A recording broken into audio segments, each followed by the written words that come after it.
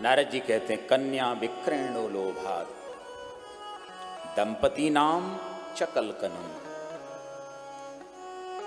दाम्पत्य जीवन बिगड़ गया।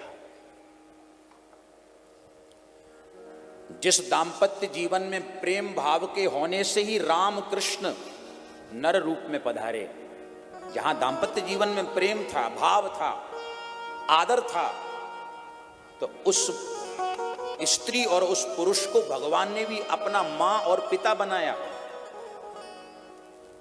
ये गृहस्थ जीवन ना होता तो राम कृष्ण ना आते,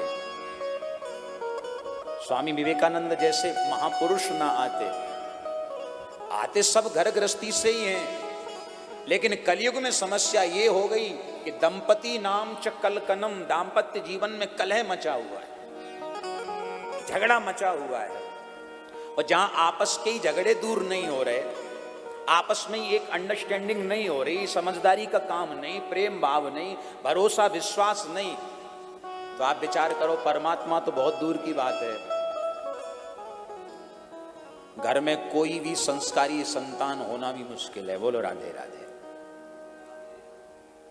नारद जी कहते हैं ऐसा नजारा देखा तो मन और घबराने लगा। फिर मैंने कुछ विचार किया और मैं सीधा श्रीधाम वृंदावन में गया। नारद जी आए यहां और वृंदावन में यहीं यमुना किनारे कहते नारद जी मैं घूम रहा था, और घूमते हुए जब मैं जा रहा था तो पीछे से मुझे एक स्त्री ने आवाज लगाई, पीछे से आवाज लगाई, भो भो साधो क्षणं तिष्ठ मच्चिन्तामपि नाशय दर्शनं तव लोकस्य सर्वथा गहनं परम्। उस स्त्री ने मुझे आवाज लगाई, क्षणम तिष्ठ भो भो साधो, एक क्षण के लिए महात्मा जी आप रुक जाइए, क्योंकि आपका दर्शन इस लोक में बहुत दुर्लभ है। और नारद जी कहते कि मैंने जैसे ही पीछे मुड़ के देखा तो जो स्त्री मुझे आवाज लगा रही है,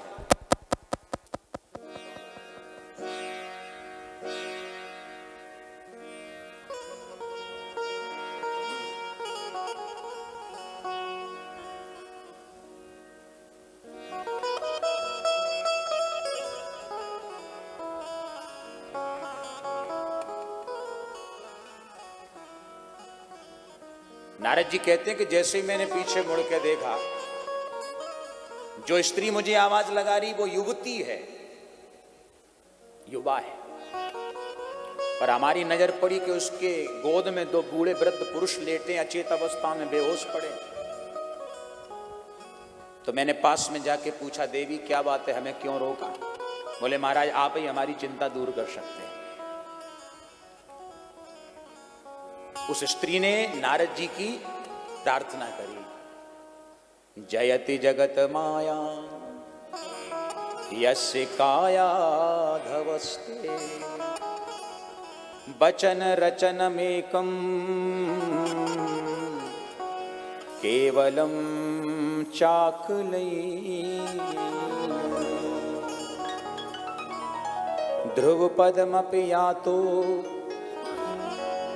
यत्कृपातो ध्रुवोऽयं सकल कुशल पात्रं ब्रह्मपुत्रं नतास्मि। स्तुति नारद जी की गाई कि आपकी कृपा हुई तो ध्रुव को ध्रुव पद की प्राप्ति हो गई। आपकी कृपा हुई प्रहलाद के जीवन में तो नरसिंह भगवान प्रहलाद जी को प्राप्त हो गए, और आपकी कृपा यदि हम पे भी हो जाए तो हमारी चिंता भी दूर हो जाए। क्या चिंता है?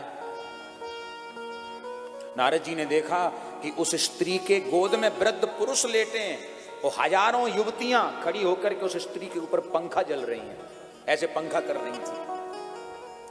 नारद जी ने पूछ दिया, काशित्वम, कौन हो तुम?